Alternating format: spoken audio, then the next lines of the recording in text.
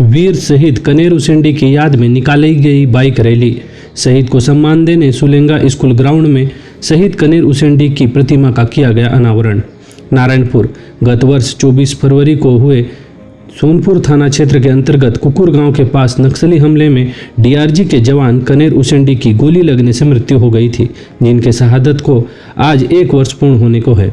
आज जिला पुलिस के तत्वाधान में एक बाइक रैली का आयोजन किया गया। पुलिस लाइन कुम्हारपारा से होते हुए बाइक रैली शहर के मुख्य मार्गों से होते हुए शहीद कनेर उसेंडी के ग्राम सुलेंगा पहुंची, जहां शहीद को सम्मान देने हेतु शहीद कनेर उसेंडी की एक प्रतिमा का अनावरण भी किया गया। उक्त कार्यक्रम में नारायणपुर के सहायक पुलिस अधीक्षक नीरज चंद्राकर, ट्रैफिक इंचार्ज दीपक साव, थाना प्रभारी तोप सिंह नवरंग एवं अन्य पुलिस विभाग के अधिकारी कर्मचारी उपस्थित रहे।